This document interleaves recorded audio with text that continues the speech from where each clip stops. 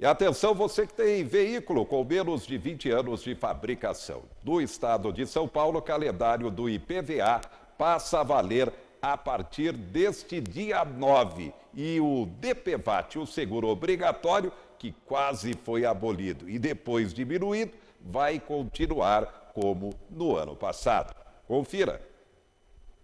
Extinto e recriado em 8 dias, o DPVAT, que virou queda de braço entre executivo e judiciário, começa a vencer esta semana em diversos estados junto com o IPVA. Não vou pagar porque se a lei está prevalecendo, então vamos seguir a lei que está prevalecendo. É importante para quem sofre um acidente, porque a pessoa não vai ficar desamparada. A polêmica se arrasta desde novembro do ano passado. O governo extinguiu a cobrança por medida provisória, mas a decisão foi suspensa pelo STF. Em dezembro, mais uma reviravolta. O governo reduziu em até 86% o valor do seguro. Para carros, o valor passaria de R$ 16,21 para R$ 5,23. Para motos, de R$ 84,58 para R$ 12,30. Mas, novamente, a decisão foi derrubada pelo Supremo.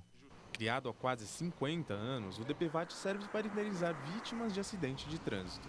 Quase metade da arrecadação com o seguro vai para o SUS, que recebeu mais de R$ 2 bilhões em 2018. A dúvida agora dos motoristas é sobre o pagamento neste início de ano. Dependendo do estado, a primeira cobrança do DPVAT pode ser feita até o próximo dia 9.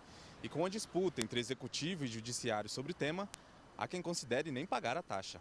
Eu não vou pagar, eu vou esperar. E aí eu corro o risco de o carro ser apreendido, ou sei lá, né? Para este advogado, é melhor não esperar. Não tem essa conversa de eu não vou pagar. Pague, porque se você não pagar, você vai ficar irregular. Eles não vão licenciar seu carro.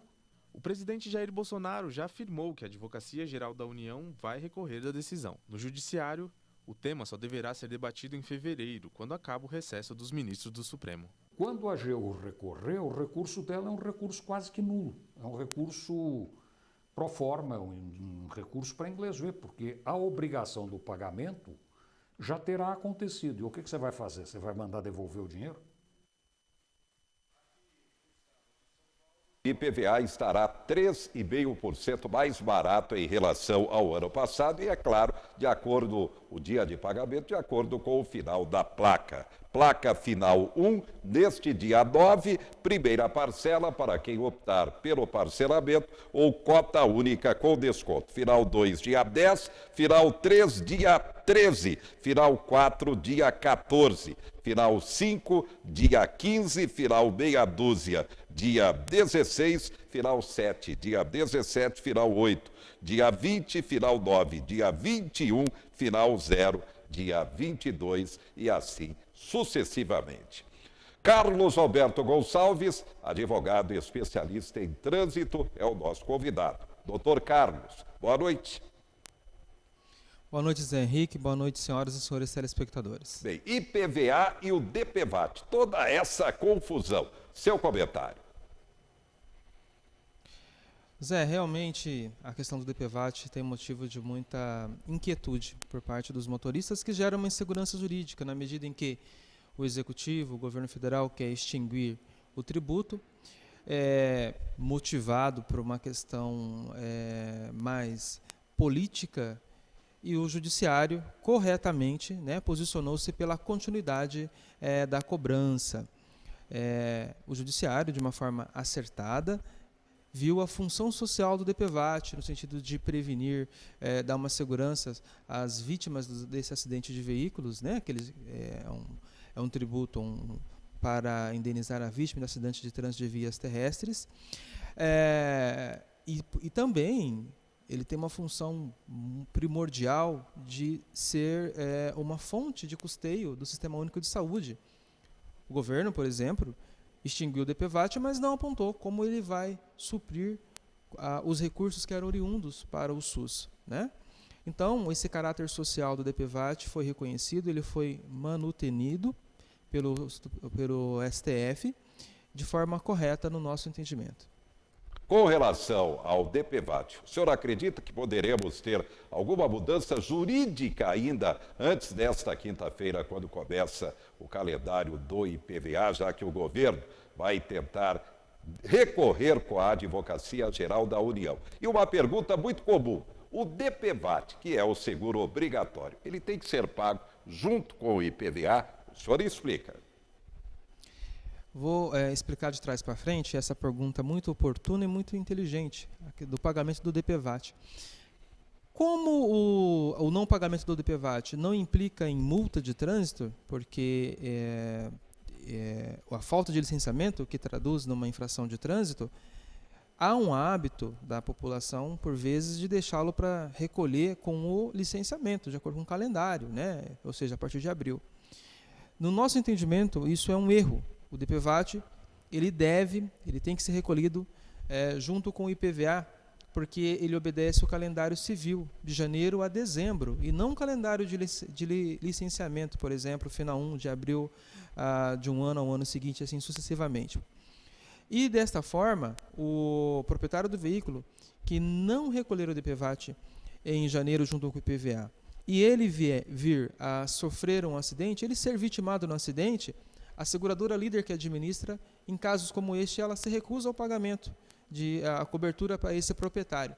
Ele precisará recorrer à justiça para ser indenizado, né, para gozar da cobertura. E tendo em vista que o DPVAT ele está regido por uma lei especial, portanto, o pagamento deve e tem que ser feito de acordo com o calendário civil, portanto, em janeiro, com a primeira parcela do IPVA. E o boleto, atenção, tem sido aplicado aí um golpe no IPVA com relação a boleto. É golpe, não é essa prática da Secretaria Estadual da Fazenda. Comentando também, doutor Carlos. Ainda em complementos à pergunta anterior, entre o custo e benefício, eu recomendo aos motoristas, né, que façam o pagamento. Até porque, na remota hipótese, eu não acredito que vai ser revista essa decisão, porque o tribunal já havia se posicionado pela continuidade do tributo, então não há razão para que venha cair a decisão do presidente, do ministro Toffoli. Portanto, estou confiante na continuidade do tributo, não acredito que será revista, que vai ter um revés nesse sentido, que a Advocacia Geral da União vai ter êxito em um eventual recurso. Portanto, eu acredito que tem que se posicionar pelo pagamento. Todo ano, alguns falsários, estelionatários, eles aproveitam da desinformação de parte da população e tentam a sorte enviando para os endereços dos proprietários boletos visando a cobrança do seguro obrigatório, né? Além do seguro obrigatório, mas também do IPVA. É golpe. A pessoa que receber esta cobrança não deve fazer o pagamento. Veja, há muitos anos, com a informatização do sistema de cobrança, o tributo, o IPVA, passou a ser feito de forma eletrônica pela rede bancária. O proprietário do veículo ele não depende de guia, formulário, requerimento para pagar o IPVA. Basta ele se dirigir à rede bancária, casa lotérica, enfim, e fazer o pagamento pelo código do Renavan, né? Não há intermediários entre o Estado, né, e o contribuinte com diz respeito à quitação do tributo. O pagamento é feito direto por meio da rede bancária autorizada pelo código Renavan do veículo. Bem, apenas lembrando que aquele calendário que eu dei com relação ao IPVA é referente a carro, caminhonete, ônibus, micro-ônibus, moto. Caminhão é diferente. Atenção, caminhoneiros. A partir deste dia 9, final 1, para quem for pagar em cota única com o desconto. Quem optar pelo parcelamento para os caminhoneiros é diferente aí. A primeira parcela a partir do dia 11 de março. É isso, doutor Carlos. Correto. A espécie de veículo de carga, né, os caminhões, ele obedecem a um calendário diferente, né? E, portanto, o calendário é este que você apontou. O IPVA, Imposto sobre a Propriedade de Veículo Automotor, é um imposto interessante, porque ele tem uma peculiaridade. A arrecadação dele é partilhada entre o município e o Estado, portanto, será dividido entre 50% para o município em que estiver registrado o veículo e 50% para o Estado. Então, é um tributo que tem uma importância muito interessante. E não há uma obrigatoriedade com a arrecadação, tanto pelo Estado como pelos municípios, de se investir apenas na área do trânsito. Isso é importante também comentar. O senhor explique. Correto. Aí entra uma regrinha de direito, porque o IPVA ele é um imposto e não uma taxa. E aí que está a diferença. Caso fosse taxa, ele teria uma aplicação específica. Mas como ele é um imposto, ele vai para o Tesouro, para o Caixa Geral, e, portanto, ele pode ser aplicado não apenas na questão das vias públicas, na manutenção de rodovias, mas ele, e realmente não é, né, porque as rodovias, em sua maioria, são pedagiadas. Por ele ser tributo, ele vai para o Caixa Geral e pode ser aplicado em outras funções, como educação, como saúde. Portanto, ele não é, como nós chamamos, de uma verba carimbada, né? Bem, só para a gente concluir, IPVA, DPVAT, destaque final. Com relação ao IPVA, é importante lembrar que aquela pessoa que é portadora de deficiência física, que tem limitação, ela pode ser isenta do tributo, né? Ela pode pedir a isenção do tributo para apenas um veículo que esteja registrado em seu nome, né? Ele pode ter mais de um veículo, porém apenas um terá direito à isenção. O detalhe é que este veículo tem que ter um valor, né, de até R$70 mil, né, para que possa gozar desse benefício. Deficiente físico, autistas. Né? E com relação ao DPVAT, ele tem uma importância muito... Hoje o trânsito é muito violento e num acidente pode ser a salvaguarda, a tábua de salvação de uma vítima. Então ele tem aí uma função social que tem que ser respeitada. Muito bem. Obrigado ao advogado especialista em trânsito, Carlos Roberto Gonçalves. E uma informação importante: no trânsito começou a duplicação da SP 333, a rodovia que liga Marília a Ribeirão Preto. Pelo menos no trecho entre Marília e Júlio Mesquita, a duplicação. Obras, cerca de 19 quilômetros, estão começando entre o KM 295 até o 314. As obras estão começando, atenção, e é preciso que haja atenção de motoristas e motociclistas com relação à segurança, embora haverá, é claro, a intensa sinalização. A informação importante significa exatamente para o futuro mais segurança para quem for utilizar esta rodovia.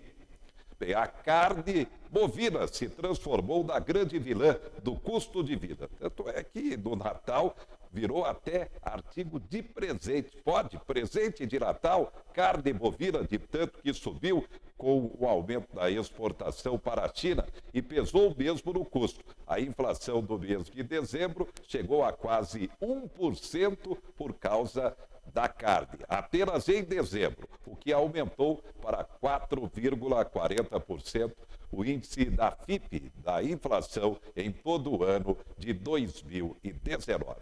E, é claro, o jeitinho brasileiro aparece no momento de pressão no orçamento doméstico. Você acompanha.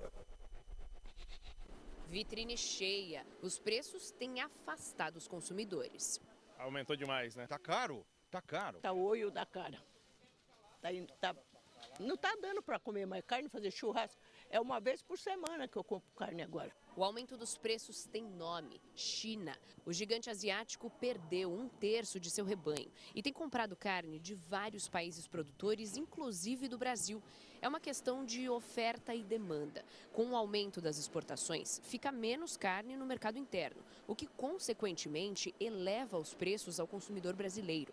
Este professor de economia agrícola aponta outros motivos. As recentes queimadas na Austrália mataram cerca de 500 milhões de animais, inclusive rebanho bovino, e impactou a produção do terceiro maior exportador de carne bovina do mundo. Além disso, ele diz que o preço da carne no Brasil já estava defasado há pelo menos 3 anos. Desde 2016, o setor, a cadeia de carnes, e aí é tanto carne bovina, mas também a carne de frango, tem passado por choques bastante desconfortáveis. Relembrando, teve a Operação Carne Fraca, teve problemas na JBS, que é uma gigante dentro do setor de carne bovina. Teve em 2018 greve dos caminhoneiros. Essa combinação desses 3 fatores fez com que o setor de carnes, pelo menos desde 2016, encontrasse uma conjuntura desfavorável. A gente vai se virando conforme pode. Faço coisa com sardinha e lata. Muita gente tem buscado saídas para não ficar sem uma proteína animal no prato. E esse movimento também teve uma consequência: o aumento dos preços dos substitutos da carne bovina, o frango e o porco. E esses valores aqui não devem baixar tão cedo, ainda mais depois de novas notícias sobre focos de uma gripe suína africana no Vietnã e de uma gripe aviária na Polônia. No início de outubro, o preço da arroba do boi estava R$ 161. Na última sexta-feira, dia 3, fechou em R$ 197. O professor não espera que o abastecimento e os preços voltem ao normal em breve. Os fatores que levaram essa alta de preço permanecem: demanda chinesa. Então vamos produzir mais carne bovina. Só que isso leva um tempo. Esse boi tem que existir para você poder abatê-lo, para depois transformar isso em carne. Só que para que esse boi exista, gente, é um ciclo mais longo. Pode levar de 18 a 24 meses. Ou seja, provavelmente, tão cedo a gente não vai voltar a ver o preço da carne aos patamares que a gente estava vendo, por exemplo, no início do segundo semestre de 19.